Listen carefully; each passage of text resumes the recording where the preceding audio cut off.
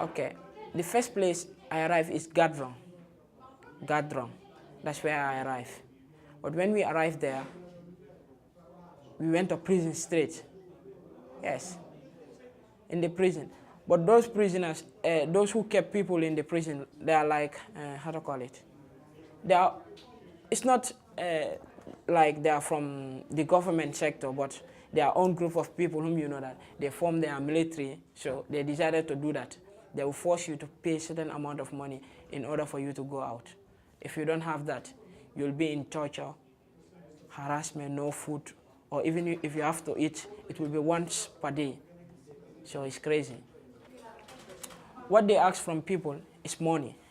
Then me, I have no one who to pay for that money for me. So in that prison, because I was among the youngest in the prison, so early in the morning, they will bring me out. What I have to do is to clean the environment. I'll be there cleaning the environment, doing nonsense rubbish works there. I have to do it without any payment, so it was like crazy. So unfortunately, there was a day, you know, they get drunk very well.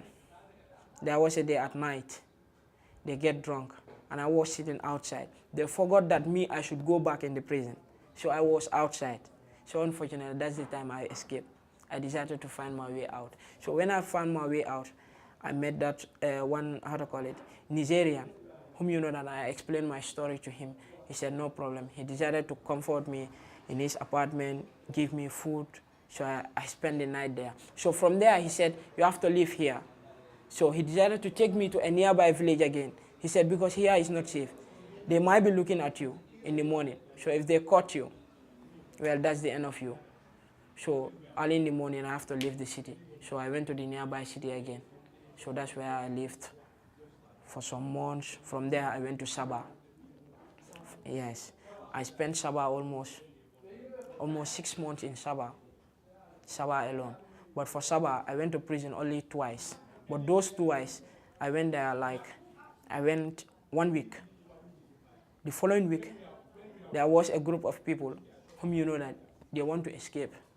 Like they said, we have to make operation. We will all go out. If you escape, that's it. If they caught you, you lose your life. So if I don't go out, it will be like crazy for me. So I decided to join them. So when they start the operation, at first I was very scared. But later they all go out, they go out. So I decided to follow them. So when they realized that people are coming, people are going out, they decided to go looking for us like thieves, I don't know. So unfortunately, me, I escaped. For Tripoli, I spent 4 months there in Tripoli alone. But before I reached Tripoli, I was in, how to call it, a place called, how to call it again, Ben Walid.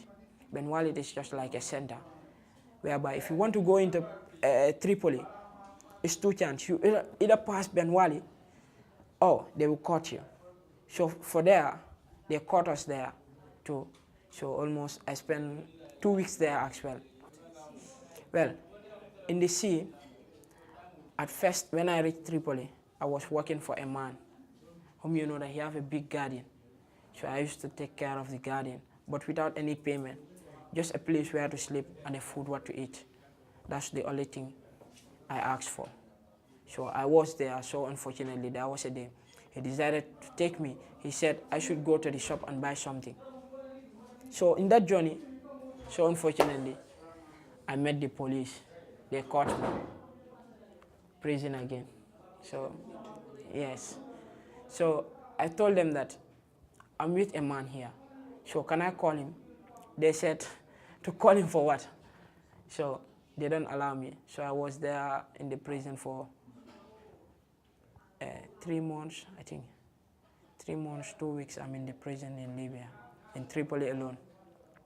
So unfortunately, this Arab man, he just looked at me, he said, I like you like a son. Yeah. So he took me out from the prison and I go to his house without anything. He just looked at me like that. He took me to his house and I slept there without walking, without doing anything. So while I was there, so there is a friend of his whom you know that he said he have a work to do. So maybe I might need the service. So I decided to say yes. So I went there for painting and the like stuffs like small works there. So I was doing that for some weeks. And then the friend I was doing with, there was a day, how to call it, this small group of people whom you know, they call them asthmas. They just come, they said they would take the materials inside that house where we are working because the man is not there. So me and that brother, we are the only one working there. So when they come, they want to take that because that man is more fitter and more tougher than me. So he tried to confront them, but they are with guns. They decided to shoot him. Yes, yes. So it was like crazy. So yes, and the brother, so unfortunately, he dies there. That must have been very tough.